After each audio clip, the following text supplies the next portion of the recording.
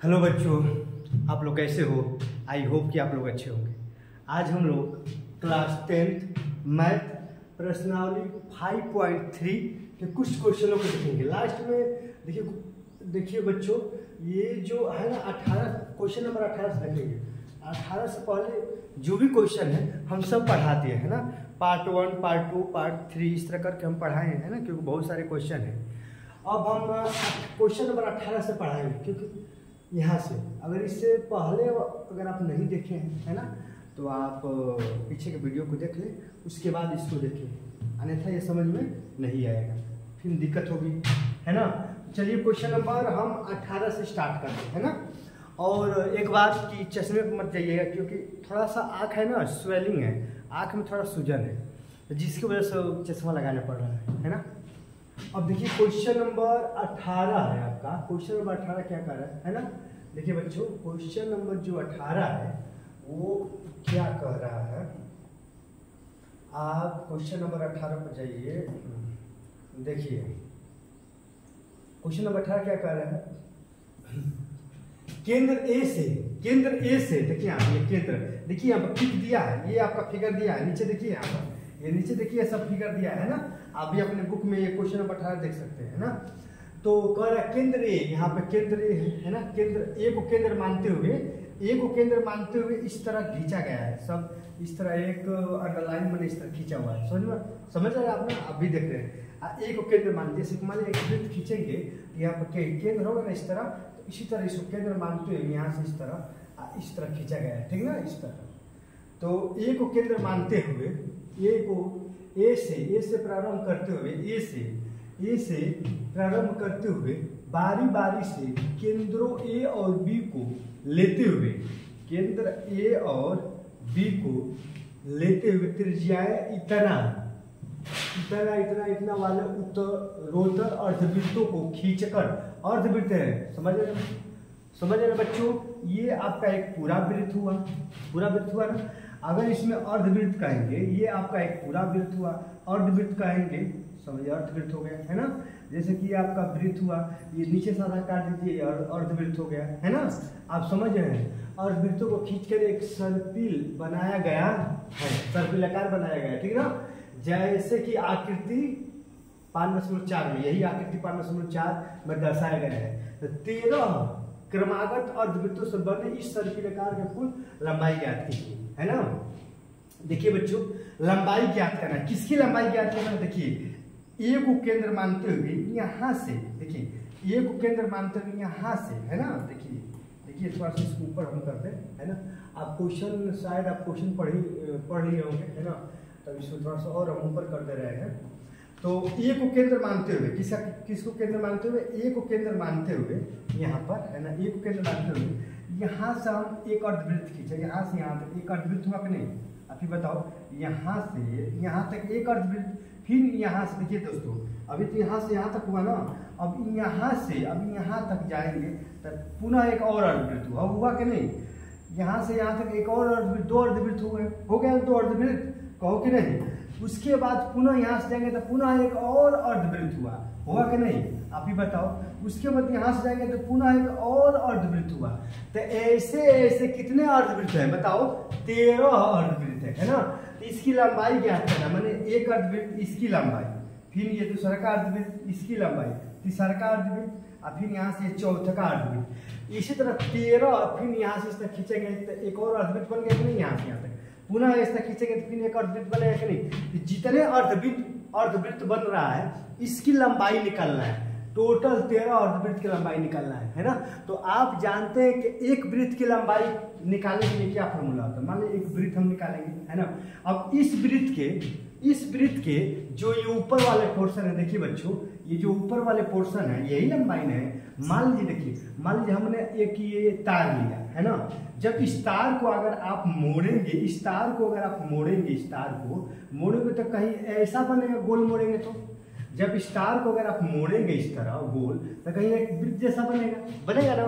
तो जो ये आप इसको मोड़कर जब ये वृत्त बनाए हैं, है ना, तो इस वृत्त की जो ये बाहर वाला, इसकी लंबाई क्या होती है, इसके लंबाई का क्या फॉर्मूला होता है, इसकी लंबाई को वृत्त की परिधि कहते हैं, परिधि 2πr होता है ना।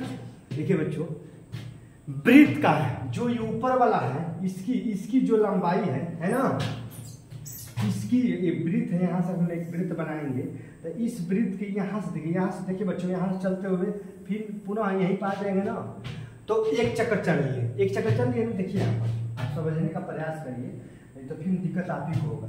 देखिए अब मान यहाँ है, यहाँ से चलते हुए यहाँ चलते हुए पुनः यहीं पर आ गए, एक चक्कर चल लिए है ना। तो एक चक्कर चलने में यहाँ से चलते हुए फिर यहाँ पर आ गए, तो एक चक्कर चल लिए। तो एक चक्कर चलने में, एक चक्कर चले है ना, तो कितना हम दूरी तय किए, तो इसको हम परिमाप कहते हैं। क्या कहते हैं? परिमाप।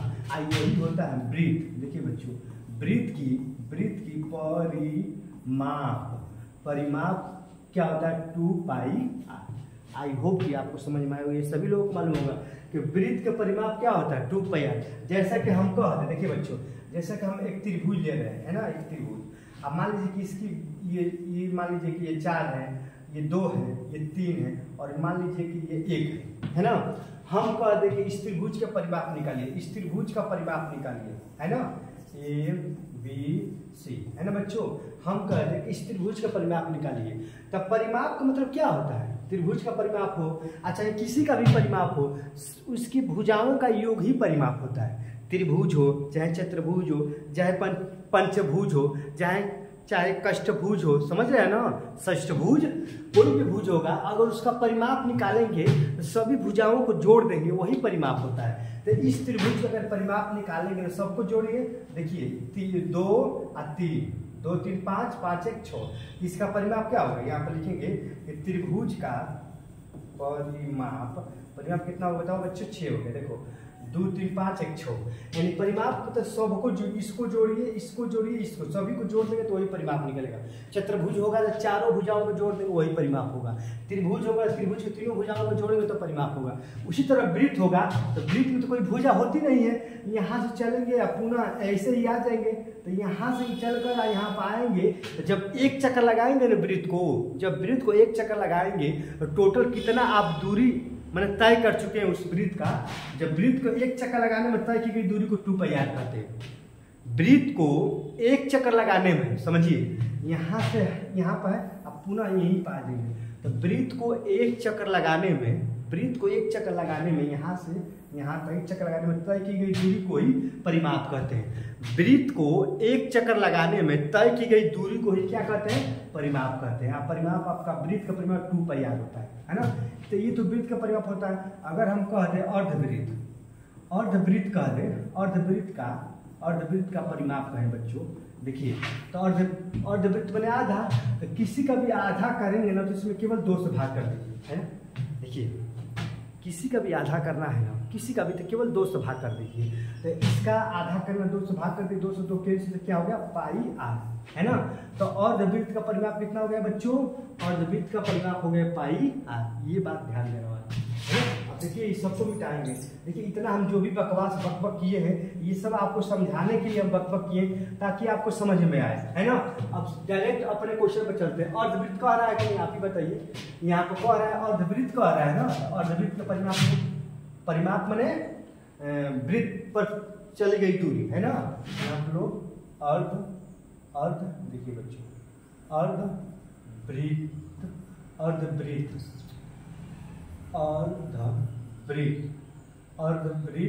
अर्धवृत्त का परिमाप अगर लेंगे तो अर्धवृत्त का परिमाप क्या होता है बताओ?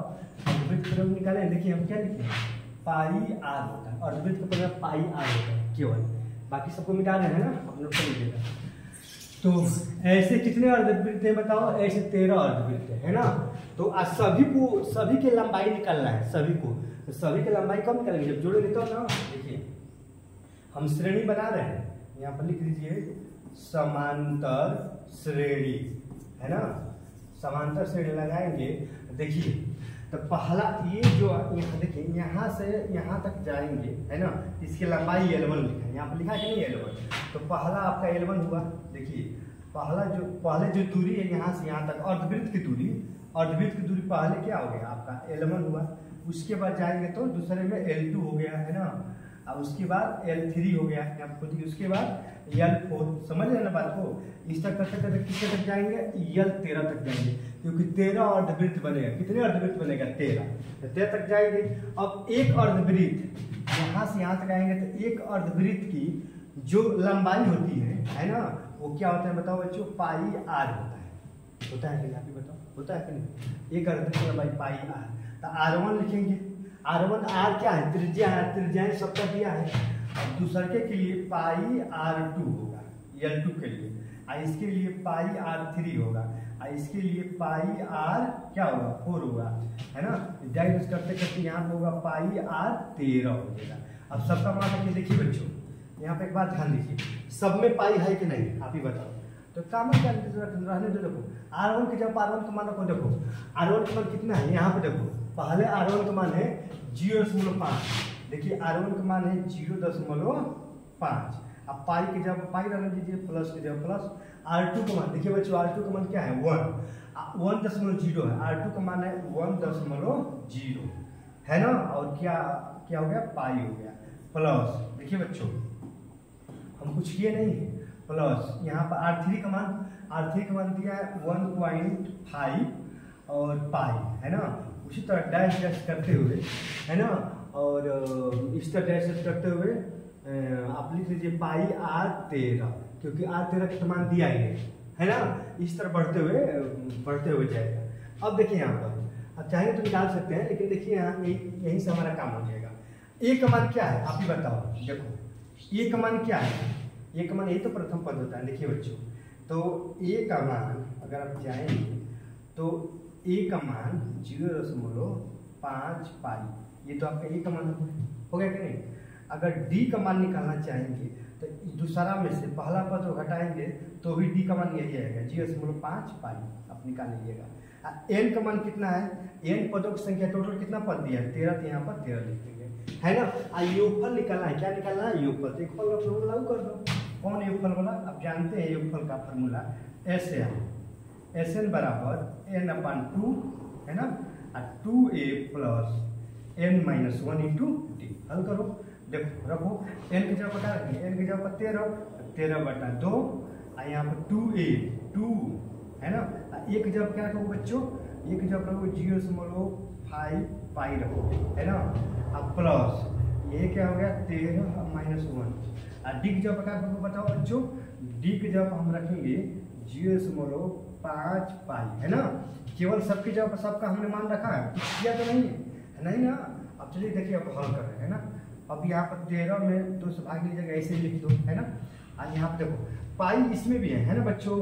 अब पाई इसमें भी, पाई कॉमन ले लो, आसान होगा। पाई हमने कॉमन ले लिया, अब तो यहाँ पर हल कर रहे हैं ना। और यहाँ पर 2 और 5 है, देखिए पाई तो कॉमन लिया, तो 5 दूनी के 10, 0.1 हो गया, है ना। 10 में 10 लगाएंगे ना आप। अब प्लस 13 में 12, अब 12 यहाँ 5 है तो 12 60, 6.0, है ना। देखिए हम कुछ किए नहीं है, देखिए बस यहाँ पर चल रहे हैं, यहाँ पर सॉल्व कर रहे हैं, है ना, यहाँ पर हम सॉल्व कर रहे हैं। अब देखिए यहाँ पर, देखिए यहाँ पर सॉल्व कैसे करेंगे, है ना। अब यहाँ पर हो गया ये, देखिए यहाँ पर इसको यहाँ पर लिख रहे हैं ना, ये हो गया आपका 13/2। देखिए बच्चों यहाँ से 13/2, अब पाई का मान कितना है, पाई का मान रखो, पाई का मान 22/7 होता है कि नहीं। पाई का मान कितना होता है 22/7, 6 और 1, देखिए यहाँ पर दोस्तों, ये देखिए बच्चों, ये 6 है और ये 1, 6 और 1 कितना होगा, 617 हो जाएगा, है ना, है ना। अब काटिए इसको, देखिए 7 से 7 क्या हो गया, कट गया, 2 से काटेंगे तो 11 बढ़ जाएगा, तो कितना बचा आप ही बताइए, 13 × 11 हुआ। अब 11 में 13 साल पूरा कर दीजिए, आप कैंसर हो गया, तो 13 और 13 ये 3 4 143, कितना आएगा 143। अभी क्या है बताओ, सेंटीमीटर ना, तो सेंटीमीटर तो गया आपका आंसर। देख रहा है कितना आसान है, आप ही बताओ कुछ है, कुछ नहीं। बस आपको ये जानना है कि टोटल जब वृत्त का एक चक्कर हम चलेंगे तो उसकी जो लंबाई होती है, उस लंबाई को ही वृत्त का परिधि कहते हैं। अब वृत्त का जो परिधि होता है 2πr होता है, लेकिन 2πr पूरा एक वृत्त चलने पर 2πr होगा, अर्धवृत्त लेंगे तो आधा होगा तो πr होगा, है ना। तो अर्धवृत्त का परिमाण πr हो गया। अब समांतर श्रेणी बनाएंगे क्योंकि सबको तो जोड़ना है ना। तो L1 आधा का लंबाई L1 L2 L3 करते L13 तक है ना।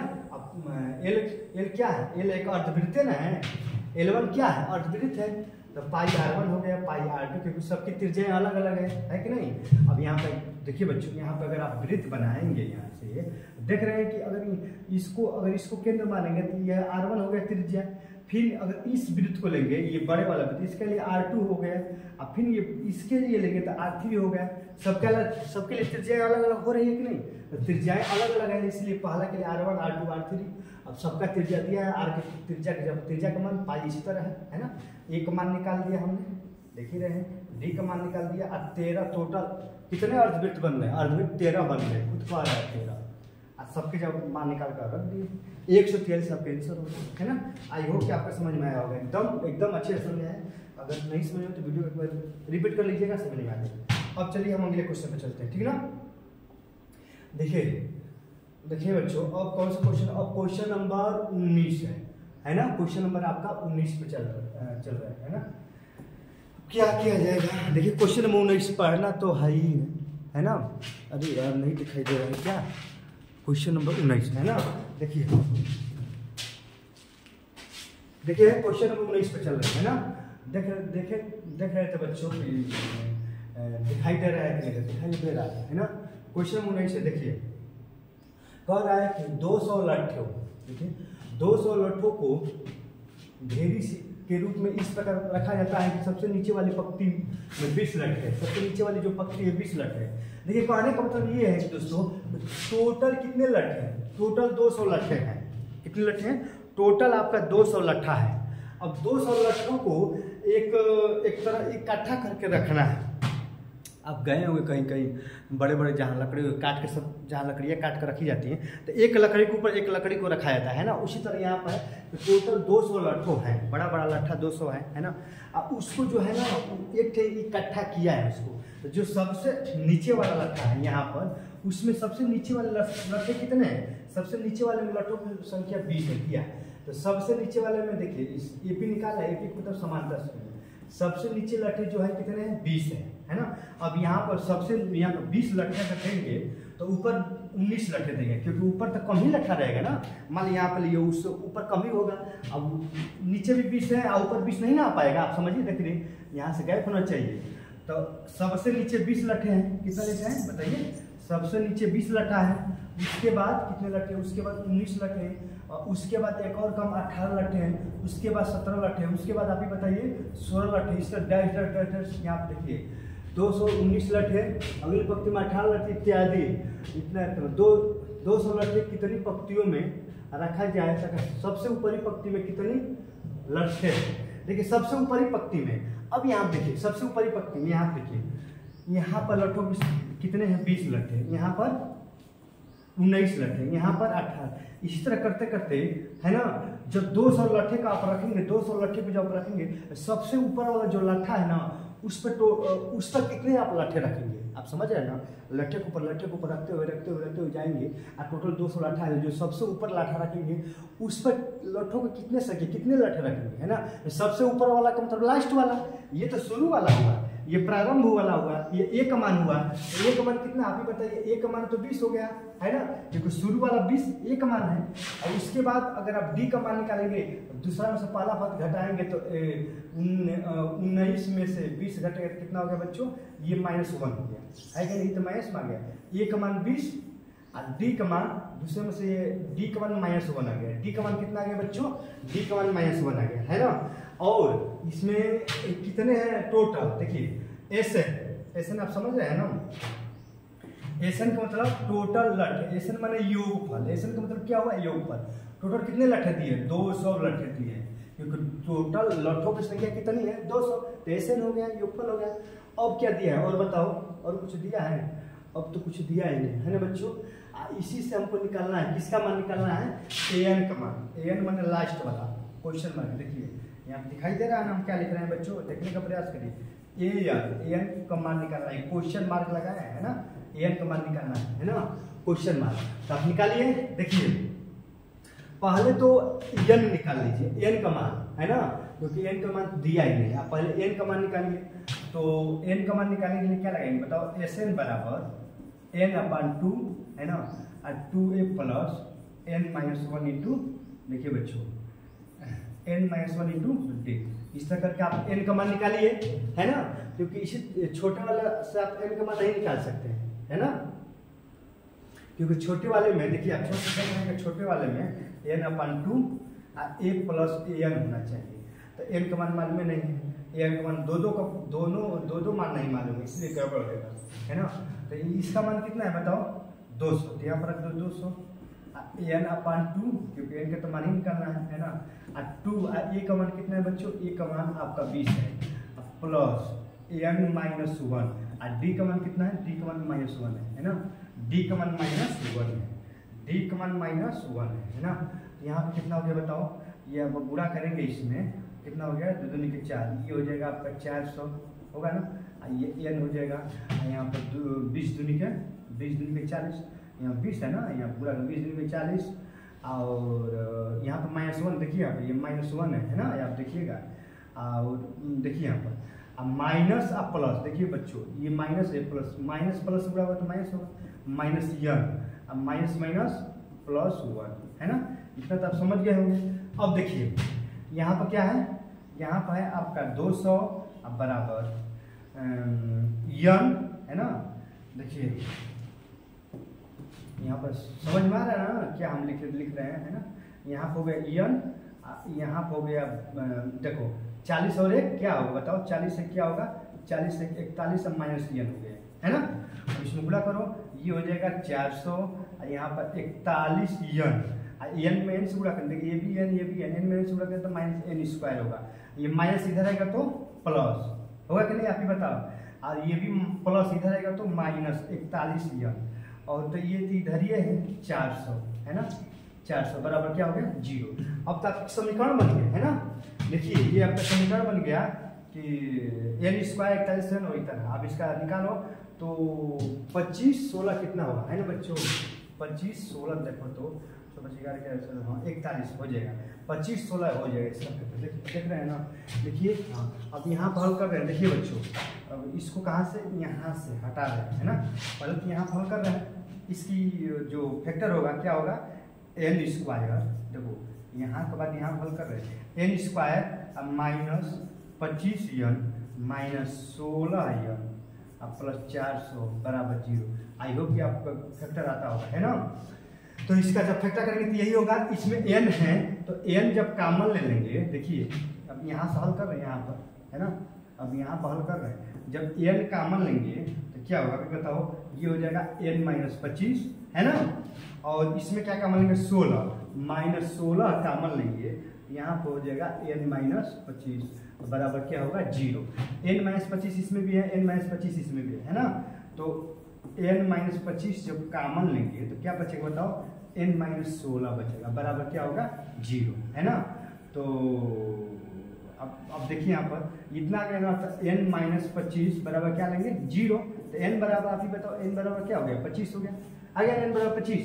अब ये n माइनस 16 बराबर 0, तो n बराबर क्या हो गया बताओ आप, n बराबर क्या आ गया 16। तो देख रहे हैं ना कि एक n का मान कितना आ गया 25, एक n का मान कितना आ गया 16 आ गया, लेकिन हमें तो n का मान तो देखिए 20 लट्ठों कितनी पंक्तियों में रखे गए, हाँ कितनी पंक्तियों में ये भी निकालना है। देखिए यहाँ पर 200 लट्ठे कितनी पंक्तियों में रखे गए हैं, तो 200 लट्ठे कितनी पंक्ति में रखे गए हैं, यानी पंक्तियों की संख्या बतानी है, सीधा यहाँ पर लिखा है तो 200 लट्ठे कितनी पंक्तियों में रखे गए हैं, पंक्तियों की संख्या, तो पंक्तियों की संख्या n ही ना है, तो n का मान कितना आ गया, एक 25 आ गया, एक 16 आ गया, लेकिन n का मान कौन होगा आंसर ये होगा कि ये होगा अभी बता रहे हैं, आज सबसे ऊपर वाले पंक्ति में है ना।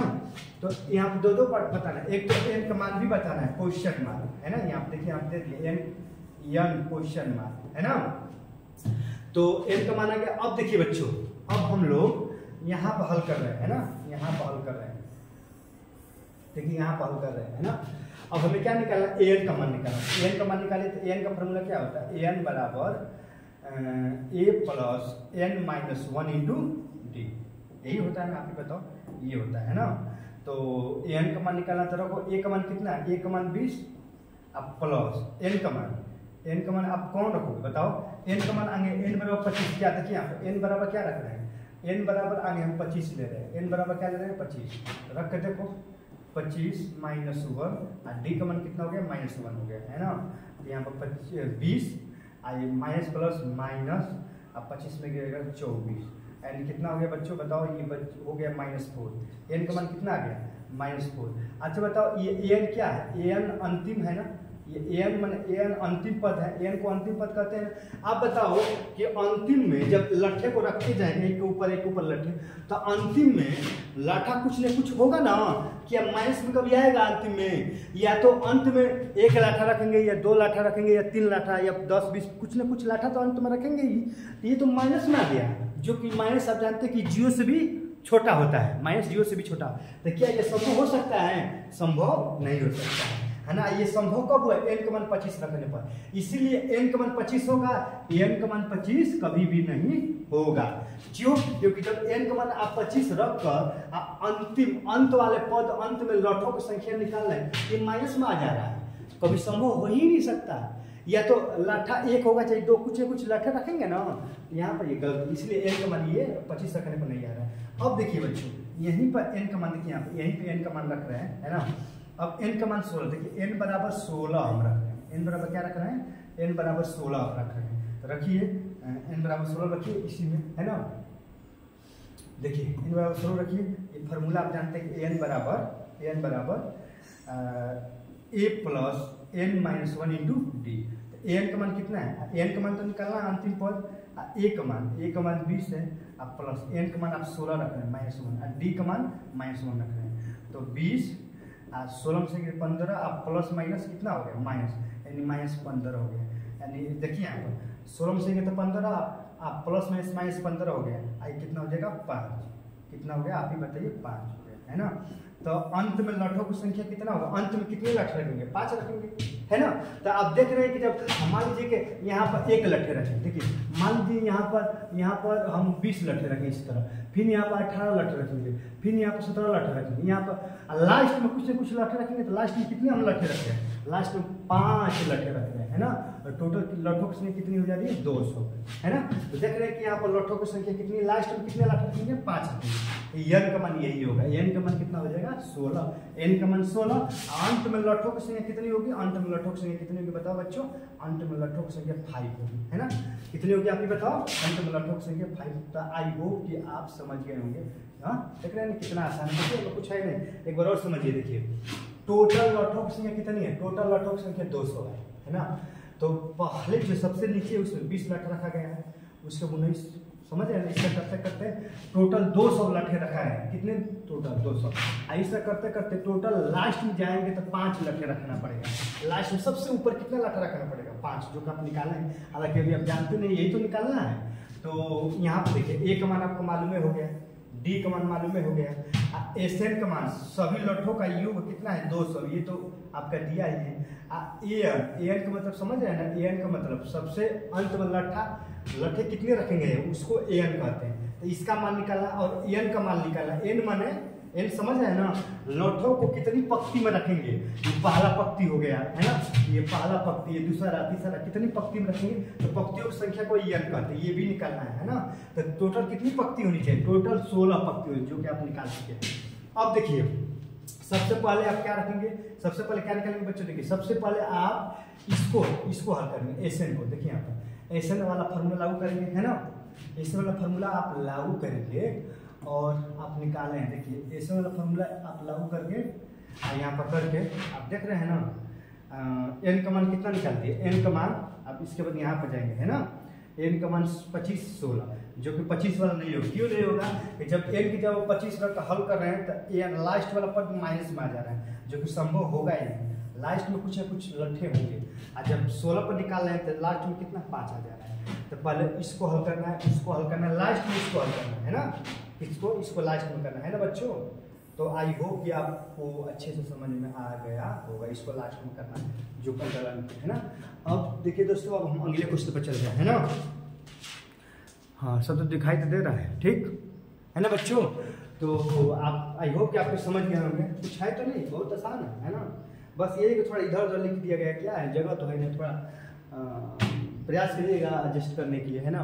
बाकी अब वैसा कुछ व्यवस्था नहीं है, जब व्यवस्था होगा तो खुद ही हम पढ़ाएंगे, है ना बच्चों। चलिए अब हटा रहे हैं इसको।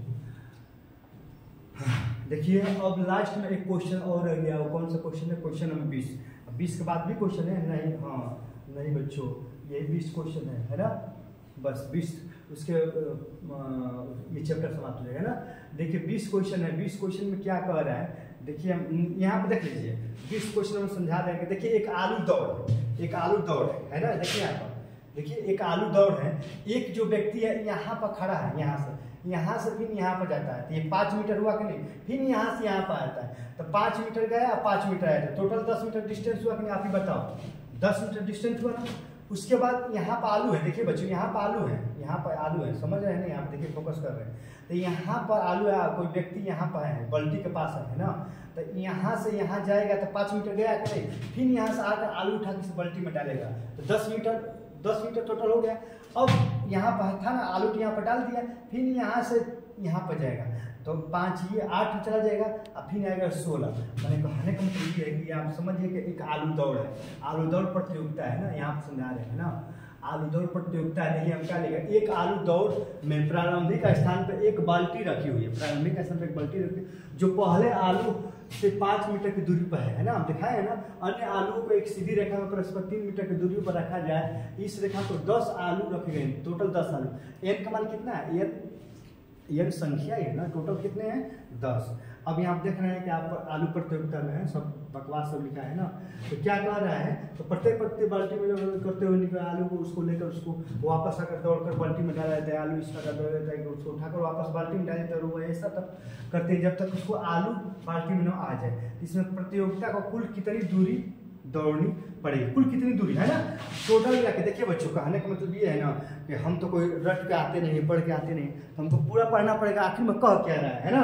तो टोटल दूरी निकालनी, कुल कितनी दूरी मैंने कुल सम योगफल निकालना है, क्योंकि हम लोग पास समय ही नहीं है, हम लोग रट कर पढ़ के आए। हम लोग इतना पढ़ाते हैं ना सुबह, तो दिक्कत होती है, इसीलिए तो हम डायरेक्ट हम लोग यहीं पर आते हैं। तो कुल दूरी निकालना है ना। देखिए आप, आई होप कि आप समझ गए होंगे बच्चों। अब चलिए हम डायरेक्ट क्वेश्चन पर चलते हैं। हाँ देखिए, एक बार समझने का प्रयास करिए, एक बार और देखिए। एक आलू दौड़ प्रतियोगिता, आलू दौड़ प्रतियोगिता का मतलब एक सीधा लाइन है ना। और यहाँ पर मान लीजिए बाल्टी रखा हुआ है, यहाँ पर एक बाल्टी रखा हुआ है, और यहाँ से 5 मीटर की दूरी पर एक आलू रखा हुआ है, फिर यहाँ से अब 3-3 मीटर की दूरी पर है ना, फिर कितनी 3-3 मीटर की दूरी पर। अब देखिए मान लीजिए कोई व्यक्ति यहाँ पर है, यहाँ से यहाँ जाएगा, तो 5 मीटर दूरी तय किया कि नहीं। फिर यहाँ से आलू उठाकर इस बाल्टी में डालेगा, तो एक आलू को डालने के लिए टोटल 10 मीटर की दूरी तय करना पड़ा। अब वो व्यक्ति, अब आलू डाल दिया, अब व्यक्ति यहाँ से यहाँ तक जाएगा, तो 5 ये या 3 ये, 5 3 8 हुआ, तो 8 मीटर तो गया। अब फिर आलू उठाकर आया, तो 8 मीटर आया, कितना हो गया 16 हुआ कि नहीं। अब ये व्यक्ति बाल्टी में आलू डाल दिया, अब ये व्यक्ति यहाँ से उठकर फिर यहाँ पर जाएगा, माने इस आलू के लिए जाएगा, देखिए है ना। ये व्यक्ति उठकर इस आलू पर जाएगा, है ना। तो 5 ये है ना, 3 8 8 3 11, तो 11 मीटर तो गया। अब पुनः यहाँ से आएगा 11 3 22, समझ रहे हैं ना। ऐसे ही सब करना है। टोटल कितनी आलू की संख्या आप ही बताइए। टोटल 10 आलू है, कितनी है बच्चों, टोटल 10 आलू हैं। तो यहाँ पर ए का मान क्या होगा, ए का मान आपका 10 हुआ कि नहीं। डी का मान कितना हो गया, इसमें से 100 घटाएंगे तो डी का मान 6 हो जाएगा। एन का मान कितना हुआ, एन का मान 10 हो गया, है ना। और टोटल योगफल निकालना, क्या निकालना, योगफल, तो निकाल दो योगफल। देखिए एस एन ये क्वेश्चन मार्क, इसी का मान निकालना है ना, क्वेश्चन मार्क। तो एस एन बराबर क्या होता है, एस एन बराबर क्या होता है, एन अपन 2a plus n minus 1 into d. यही तो एस एन का सूत्र होता है।